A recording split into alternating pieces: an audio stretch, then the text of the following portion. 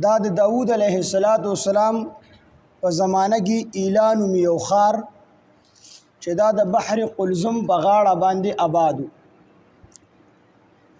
او دا د مدین او د کوه تور په منځ کې آبادو.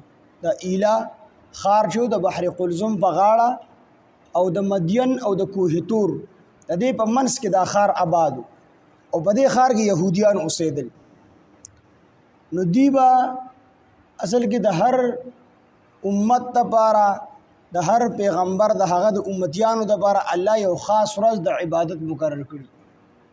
لکه څرنګه چې زمونږ د جمعې ورځ د عبادت ته د کشن د عیسایانو د اتوار ورځ د عبادت ورځ ده او د يهوديانو هغوی د خپل ځان د لپاره د خالی ورځ د عبادت ټاکلې وه. په دې ورځ باندې موږ عبادت کوو، زموږ یو خاص ورځ ده، دغه مبارکه ورځ ده.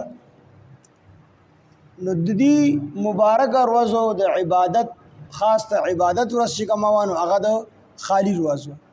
نو الله په دې باندې امتحان وکړو چې تاسو به د خالی په ورځ باندې میان نه نیسئ او دا ټول چې د سمندر په غاړه باندې آبادو نو دې کار دي میان خوړل به هم او خرڅول به هم د میانو ښکار به کوم ټول ښکاریان. نو الله د امتحان په تور دي ته ووایي چې د خالی په ورځ باندې به تاسو میان نه نیسئ، دا ستاسو د عبادت ورځ ده، په دې ورځ به تاسو میان نه نیسئ. نور ورځو باندې ځان نه نیسئ خو د خالی په ورځ به میان نه نیسئ. نو دی وی ټیک ته نو څه وخته پورې دی په حکم باندې عمل کو، خو دا عمل دپاره به هیلې جوړولې، هیله به یې داسې جوړه کړله چې د الله قانون او د الله پاک جل شانه ازمیښت او امتحانو نو په عامو ورځو باندې به دومره زیات میان نو څومره زیات میان چې به د خالی په ورځ باندې په سمندر کې بالکل د سر د پاسه ظاهر به ګرځېدل را ګرځېدل. نو دی هغې د ټینګ نه شو، نو دی هیلې شروع کړې، هیله به یې داسې شروع کړه چې مې به یې ونیسو ابه دومره ډېر چې بلاسو به یې نیول او بالکل ښکاره به دریاب غاړې ته په د اوبو د پاسه به ګرځېدل. نو دی میان ونیسل، هغه به د لکۍ نه وتړل او پرې به یې ښودل. نو بیا به د اتوار په ورځ باندې راونیسلو. نو دا خو موږ د خالي په ورځ نه دي نیولې، الله د خالي په ورځ ښکار منع کړی، دا خو د اتوار په ورځ نیولي. بیا یې ورته تالابونه جوړ کړل، غټ غټ تالابونه، او د هغې نه چې کوم دی سمندر نه ورته نری اوبه راواړولې او تالابونه د اوبو ډک کړل.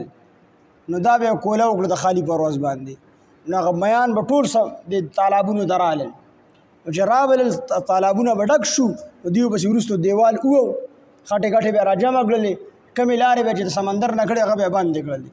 نو میان خو به ګیر شو، نو د اتوار په ورځ به رالل، هغه به یې نیول. دا به یې هیلې جوړولې، دا چل ورته شیطان ښودلی. څه وخته پورې داسې کار وکړو چې دغه تالابونو نه به میان اخیستل او هغه به چې کوم دی خرڅول او خوړل به. اخره کې دکه هیلې هم پرېښوده، کلم کله د الله د حکم د هغې مقابله شروع کړله او دریاب ته بتللو د خالي په ورځ باندې میان نیول. نو دې کې دوه ډلې جوړې شولې. یو هغه خلک وو چې دا خلک یې منع کول، داسې مه کوئ، د الله حکم دی، عذاب به در باندې راشي. دویم هغه خلک وو چې هغه ښکاریان وو، هغوی په خپله دا ښکار کو. نو یوه ډله د ښکاریانو د نافرمانو وه، دویمه ډله د واعظینو وه، د تبلیغ والا وه، هغوی به دعوت ورکو داسې کار مه کوئ، د دې کار نه به منع کول. اخره کې داسې وشوله چې دا کومو خلکو به دوی ته دعوت ورکو، دوی به د دې منکر کار نه منع کول، دا ځان له دوه ډلې شو. دوه ډلې داسې شوې چې د یوې ډلې تر څه وخته پورې خو دعوت ورکو، نصیحت یې کو، خو دوی ونه منل، هغوی ستړي شو، هغوی کېناستل. او دا دویمه ډله چې کوم د دعوت والا وه نو دوی تر اخره پورې دوی ته وعظ او نصیحت کو چې دا کار مه کوئ، د الله عذاب به در باندې راشي. نو دا درې ډلې شوې.